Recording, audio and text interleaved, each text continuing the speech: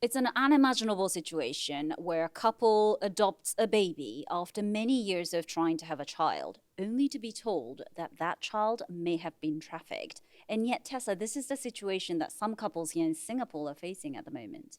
That's right, Mariko. At least 12 babies are thought to have been allegedly trafficked from Indonesia into Singapore to be adopted by couples here. And they're part of a larger group of 20 babies that are thought to have been trafficked from Indonesia.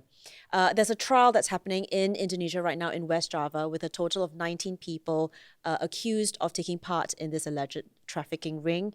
They deny the charges, though. This is not the first time, though, is it, that authorities in Indonesia are accusing parents of selling children. So we're asking what motivates a parent to take this drastic step, and can this practice ever be stopped? I'm Mariko in Singapore, and this is Asia Pacific from the BBC World Service. Twice a week, we bring you Asia Pacific stories, unpacked by those who know them best. And today I have two BBC journalists who've been looking into this case. Tessa Wong in Singapore. Welcome back to Asia Pacific. Thanks for having me again. I also have Ajan Astradestra in Jakarta. Thank you so much for coming back on the pod, Ajan. Great to be here. So, Ajahn, if you can just explain to us about this high profile case of alleged baby trafficking between Indonesia and Singapore. I know the case is still ongoing and we don't have a verdict yet, but if you can tell us the basic details that we know so far. Okay, so this is one of the biggest baby trafficking cases in Indonesia in recent years. And you're right, this case is right now still ongoing in a court in West Java.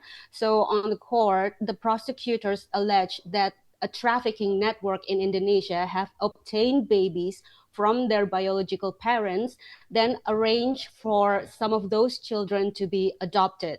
Some goes within Indonesia, but some then ends up legally adopted in Singapore.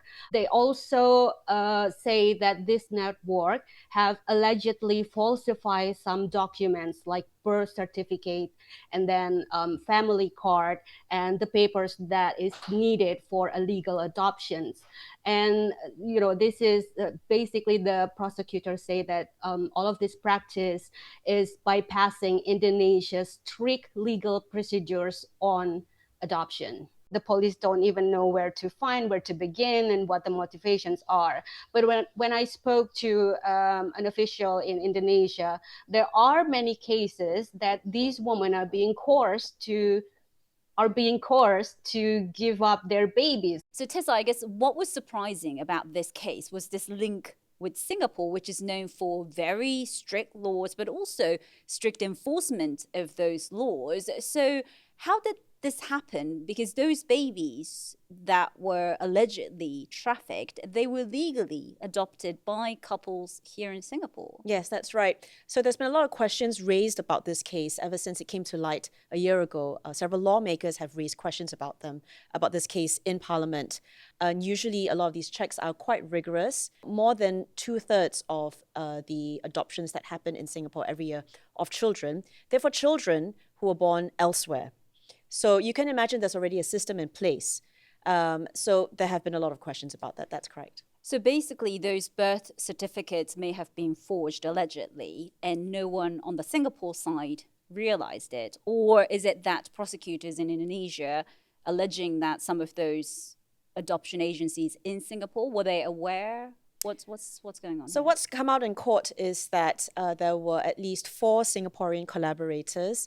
The alleged ringleader of the trafficking ring in Indonesia has said that she was approached by 4 people in Singapore who proposed the scheme to her. So we do know that there have been some Singaporeans involved in this. And we also understand that there is an adoption agency that has been involved in bringing these children over here to Singapore. And yes, it's transpired that some of these documents have been falsified, if not all of the documents, such as birth certificates and adoption documents. And it appears that, yes, at least some of those documents were, taken to be real and therefore were approved. Those documents are also genuinely legal in Indonesia because they went through a proper channel. What is falsified is the information that someone have to put when you register the form to Indonesian's institution. So in that sense, the documents are all legal, but the information in the documents are false. And that's sort of like where the prosecutor's heading. Who are the other defendants? Can you just tell us how many there are, what roles they played, and what they have said so far? There are 19 defendants currently on trial. 18 of them are women.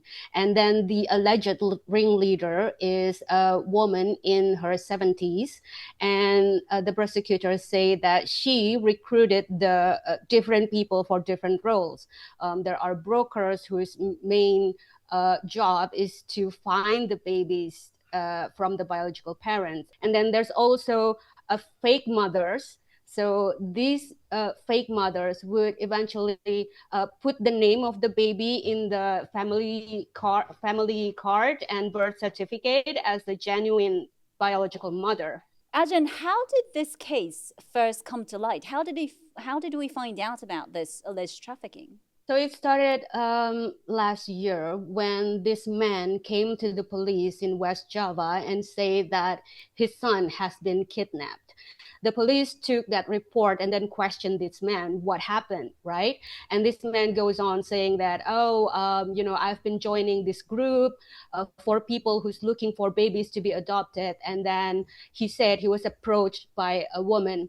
This woman told him that she has been married for years, but was unable to have children on her own. And then she said, so can I adopt your son? I will take care of him. He will live with me, etc., etc. And then she also said that she will cover all the fees for birth to the biological mom. And at that point, this man believes and he accepted that money. The woman also promised him to transfer more money, but then before they could have that transaction, this woman disappeared with the baby just days after the baby was born. Apparently, this woman is a broker, and from the investigation, she has successfully obtained like dozens of babies. Some end up in Singapore. So it was over the payment, it was over money, not actually about him not wanting to, I guess, let his child go. Tessa, you've spoken to a couple here in Singapore who adopted a baby, and yet now they're not sure whether he may have been trafficked. Can you just tell us about the ordeal that they had to go through? Yes, that's right. So I managed to find a couple whose baby may very well likely be one of the 20 babies that is alleged to have been trafficked by this ring bound for Singapore. Bear in mind, as Ajahn said earlier, there might be even more babies trafficked by this ring, but within Indonesia. But for the purposes of our story, 20 of them were bound for Singapore. And so I spoke to this couple. They told me, they had engaged an adoption agency that had recommended them a child from Indonesia. They decided to adopt this child, and they've been raising this child for years now. And then last year, when this case came to light, they were called in by the Singapore immigration officials, they said. And then they were told that their child might be one of these children. Since then, since the case has begun hearing in West Java, Ajahn and I have gone through the court documents, and we have found clear signs that this is the case, that their child may very well be one of the children that's been trafficked, as his full Indonesian name appears in Indonesian court documents. It's been harrowing for this couple. They've asked for full anonymity. They didn't want their identities to be revealed because they fear jeopardizing their chances to keep their child, because, what is at stake, after this trial ends, no matter what the verdict is the question of what will happen to the children, right? If they are proven to have indeed have been trafficked from Indonesia to Singapore, then the question is, should the children stay in Singapore with their adoptive parents, or should they return to Indonesia to their birth parents? And so that's a huge question that, is very real. It's a very anxiety-inducing question for the families in Singapore who have adopted these children. They say, they did it all in good faith. They had no idea that these children could have been trafficked. And now they are placed in what is, quite frankly, a nightmare scenario for them. In terms of the amount of money that the couple in Singapore has paid in order to legally adopt a baby from Indonesia versus how much those biological parents may have been paid, I know that the case is still ongoing and, you probably can't put the exact price on it, but can you just explain the kind of the difference in the sum that we're talking about? Yeah, this case actually involves large sums of money. So the alleged ringleader of the trafficking ring has actually testified in court saying that, when she was approached by these Singaporean counterparts who wanted to kind of do the scheme with her, they said that, they could find people who could pay at least 17,000 Singapore dollars for each baby. Right. And the couple that I interviewed, they told me they paid tens of thousands of dollars. Meanwhile, the biological parents, some of them are very poor. From what we understand, they can end up with very little of that money. They may see very little of those sums. One man who testified in court for this case, said that he was given, the equivalent of about $300 to $500 and that he was expecting a little bit more after that as well. But that gives you an idea of how much money is being paid for these babies unwittingly, and how much of that money actually ends up with the biological parents. A lot of it just gets absorbed or taken by those in the middle. You mentioned this adoption agency in Singapore. I assume you've tried to approach them. What have they told you, if they said anything? Yes, this agency actually has been named by the Indonesian branch of Interpol. We have approached them for comment. They are, as of this week still, a live business. They're still operating in Singapore technically. They've declined all comment. We've also gone to the Singapore government. We asked them, are they investigating the alleged collaborators that worked with the alleged ringleader of the trafficking ring in Indonesia. We also asked them about the adoption agency that allegedly handled the babies in Singapore. They said that they could not answer because the case is pending in Indonesia. As to the main question about, how could this case have happened in the first place in Singapore, they have given answers in Parliament before, as well as to the media. They have said that, basically there needs to be due diligence done by adoption agencies and by parents who are adopting from Singapore. And they have also promised to do a review of adoption processes in the future. Ajeng, I'm just curious to know, you said this case came to light because this father complained about the lack of the second payment. Is it common for parents to give up their babies and put them up for adoption? If we're talking about trafficking cases, then child trafficking cases still a persistent problem in Indonesia. This case is just one of many that just happened. We count 7 other cases that happened in the last 2 years. And, culturally speaking, Indonesia is a very high social, society. And so giving up your children to live with somebody else's family is somehow a common thing to do. So, for example, this happened mostly in rural areas where people with a weak economy would send their children to wealthier relatives in other cities or to live with their grandparents.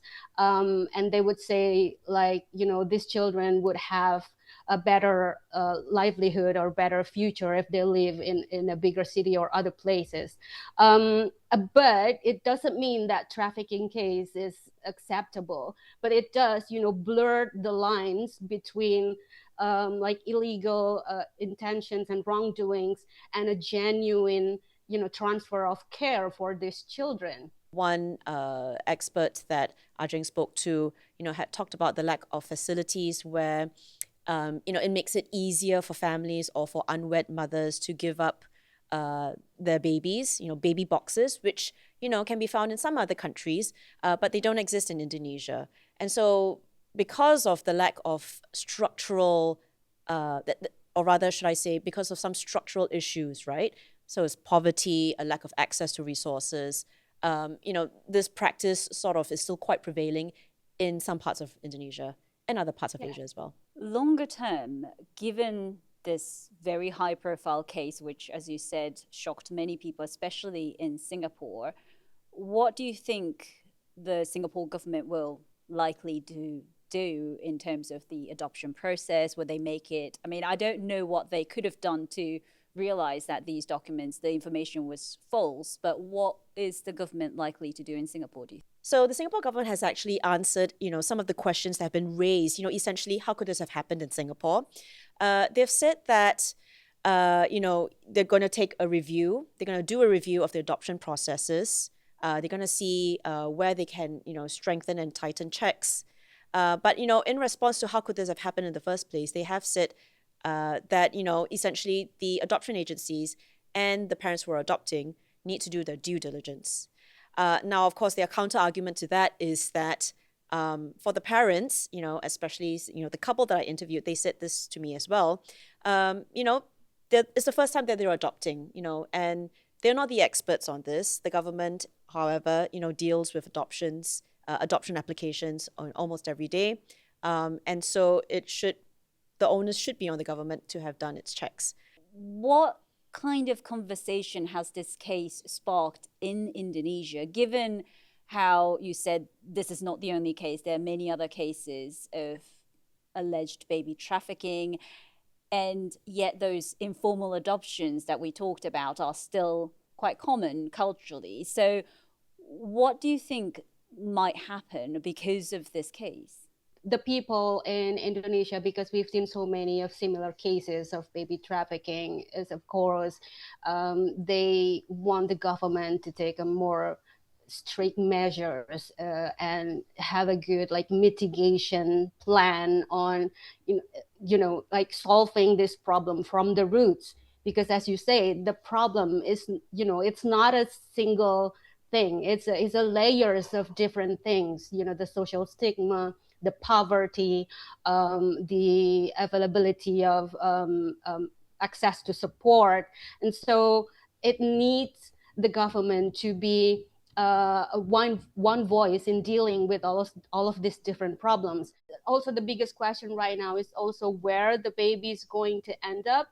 And from the previous cases in different cities, these babies, when the police have rescued them, they are under the state care, even though the police have already know who's the biological parents is. It's not that easy to just, give the baby back to the biological parents. In this case specifically, it's even more difficult because these brokers that we talked about has obtained so many babies that she herself, according to the police, forget which babies belongs to which parents. So it's it's a future full of uncertainties to these babies. So, some Indonesian activists that, Ajeng and I spoke to, they argue that as a matter of principle, the babies in this particular case should be returned to Indonesia. And I think one police official even told Ajeng that, it's a matter of national pride, right? Because I think it's about the signal that you send if you allow trafficked babies to stay. If they were found or proven in court to have been trafficked, that is. But, there's also a flip side to that argument, which is that, as you've pointed out earlier, most of these babies, at least the ones in Singapore, they have spent most of their lives in Singapore by now because they were brought here as babies, right? And now they've grown up to be young children. So there's the question of, do you separate them from the parents that they have only ever known? I spoke to a child psychologist, and he said that, when you have multiple disruptions in a child's life early on, and, this as well as I do, we're both mothers, those are very formative years, right? And that can cause severe effects down the line. It can cause trauma. It can cause attachment issues as well. So there's a lot to think about. When do we expect this case to close. When are we likely to find out the verdict, Tessa? So the trial has been going on for several weeks already. It's expected to wrap up by the end of this month. We're going to hear a verdict very soon. And we then expect, with the outcome of this case, we can then expect for more answers from the Singapore and Indonesian governments about what will happen to the babies. It's such an agonizing wait, isn't it, for those, especially Singaporean couples who are waiting to find out what will happen to those babies. Thank you so much for sharing your insights, Tessa and Ajan. You've been watching Asia Pacific from the BBC World Service with me, Marie Khoi, in Singapore. If you have any questions or thoughts on what we covered in this episode or any other stories from the region, please leave us a comment below. You can also get in touch with us on email, asiapacific@bbc.co.uk, and click like and subscribe so you never miss an episode. See you next time.